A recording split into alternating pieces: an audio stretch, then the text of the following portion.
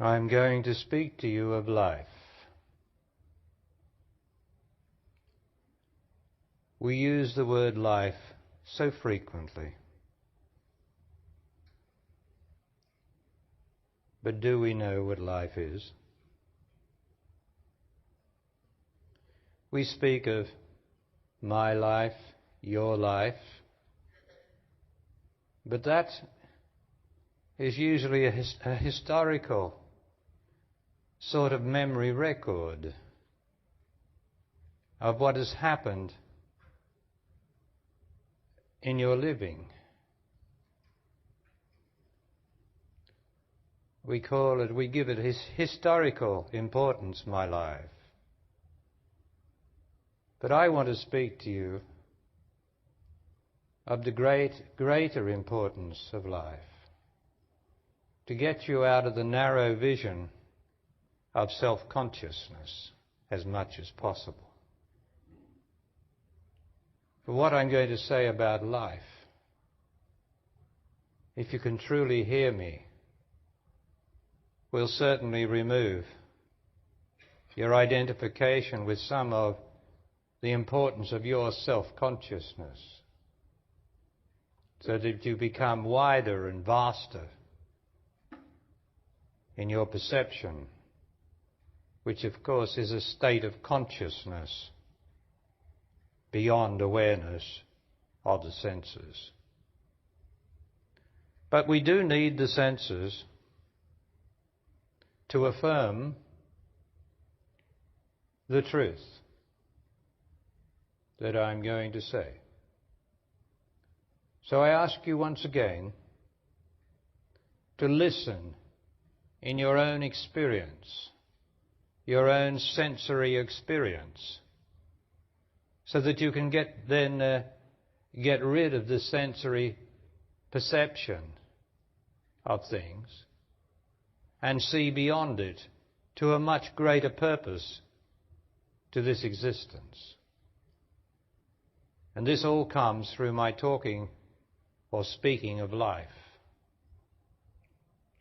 For you've never heard, unless you've heard my last Sunday afternoon tape, you've never heard anyone in all of history describe life with the great profundity and truth that I am about to describe it. For I am always new.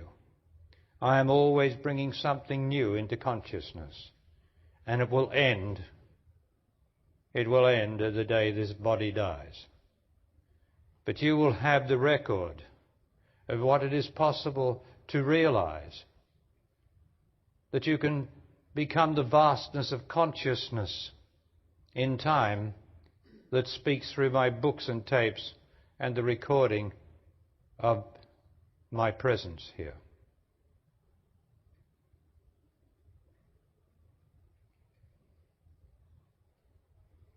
I keep hearing of masters, tantric masters,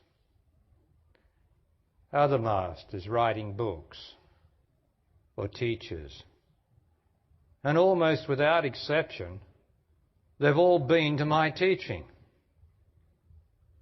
And almost without exception, their teaching is a lift, a complete regurgitation of what they have heard me say, especially in relation to my making love tapes. And you will have heard me or read my speaking about this in the open letter on original Tantra, which I am. Let it be said now. I know of no other tantric master. How could I?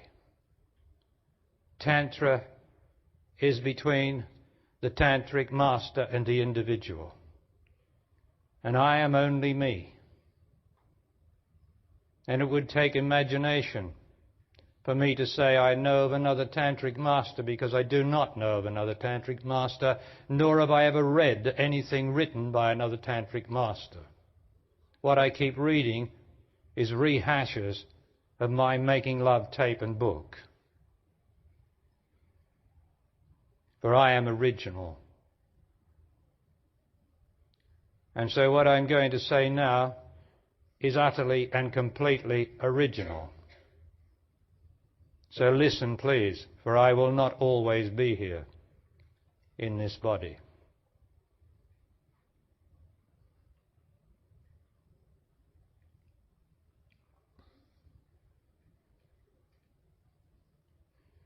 Now, it's not just your life.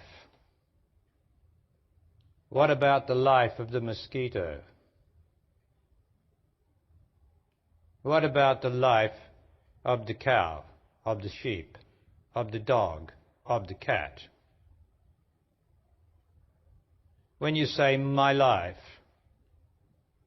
are you talking of a knowledge of what life is, or are you talking of a historical knowledge of your life form?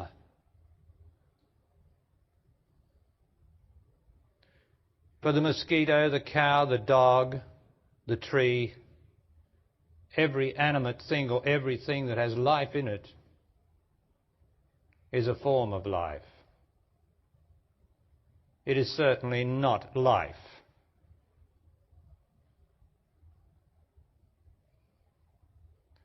As the great television series, Life on Earth, is a misnomer. It is not life on Earth.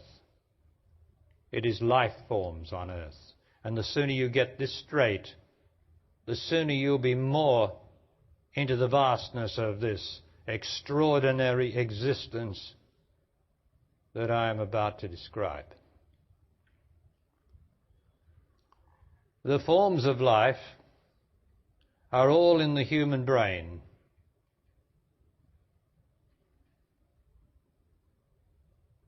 All the forms of life that can possibly be are in the human brain. So what is life that comes into those forms, into the mosquito, into the frog, into the birds? They are all forms of life. Like your body is a form of life, and so is my body, a form of life. All human forms are in the brain. All animal forms, all animate forms are in the brain. So what is this life that comes into the forms? Because your form, like mine, is nothing without the life that is in it. If the life withdraws, then your body falls on the ground like some puppet, some robot, deprived of its motivation. What is this life? What is life? Yes, I'm asking you hypothetically, what is life? Can it be described, or have we just got to say what everybody seems to say and lift their hands up? Well, life is life. Like they say, like the scientists say, we're looking for life. Well, they have a good idea to look for life, because they're always looking beyond where life is. Because life is only in the scientist's body. But he doesn't know that, and nor does anybody else who looks for life outside themselves. But what is this life? You must be looking at it now. You must be looking in your own experience, because I'm speaking of life, not of life forms, but the life that invests, the life that's in each form. And not just your form, but all those animals. What is it? Well, I shall tell you what it is. Every animate form, every form not just animate, but everything that has life in it, every form that has life in it. Ostensible life.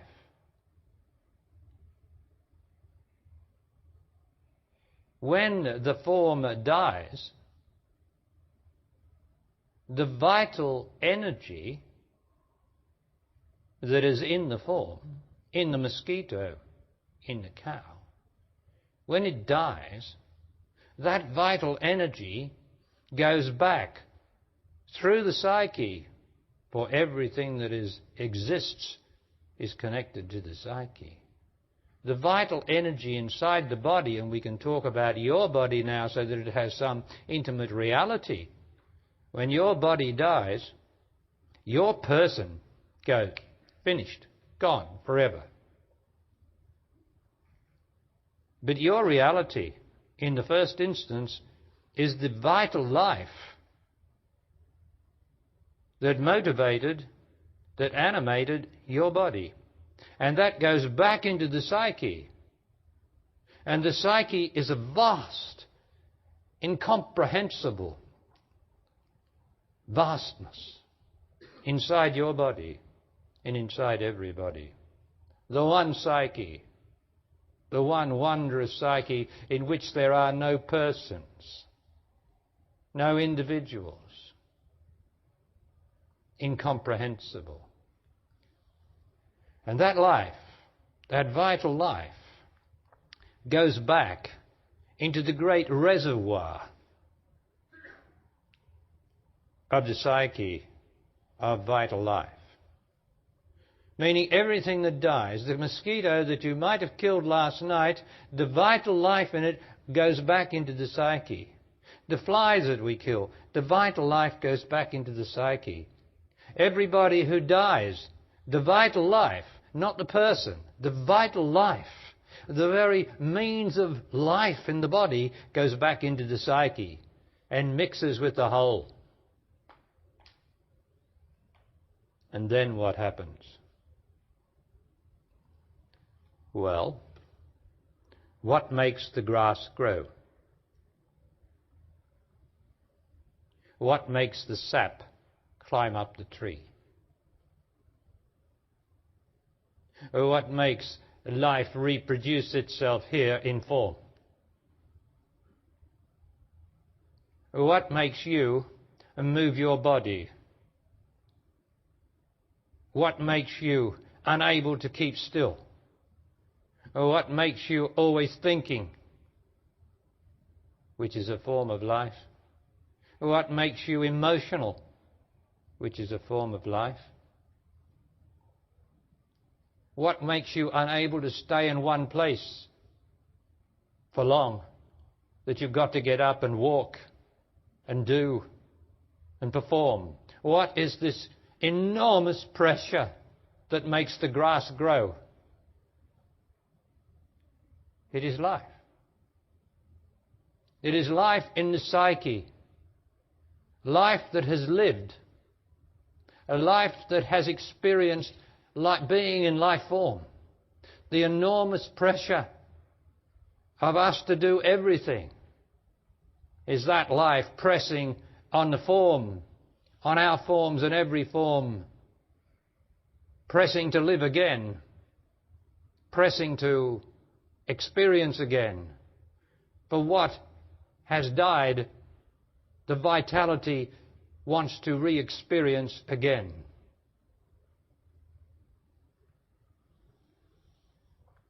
And so, this is this enormous cyclic movement that has nothing whatever to do with that terrible Eastern doctrine of reincarnation, that selfish, man-made thing called reincarnation, made by ignorant, selfish men who want to go on surviving. It's a means of survival, personal survival, to satisfy the ignorance of human nature. This is a great psychic movement beyond anything you can comprehend or imagine in its reality. So everything that dies here, grass, parrots, koala bears, everything, your mooses, your everything, your seals, everything. The vitality of it goes back into the psyche, which is down here, of course, into the psyche, down, down, down, down, and circulates a magnificent, vast circulation of vital life. And round it goes with enormous pressure to re-experience. And there's only one place that you can re-experience experience, and that's this earth. That's this sensory earth. And that's where the pressure is. And that's why you're driven. You're driven to move. You're driven to eat. Not because you're hungry, but because something wants to re-experience eating food. Something wants to re-experience making love. Something wants to re-experience being emotional. Something wants to re-experience what it has experienced before as a vital life, but not as a person.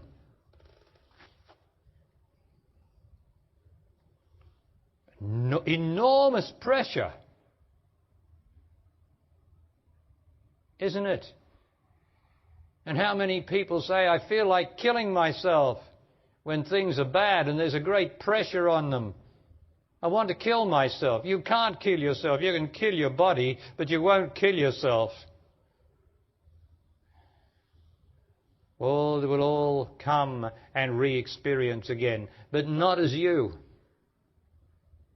You are just a cell in this great thing like I am, in this great, extraordinary, cyclic movement that pushes the sap up the tree. Yeah.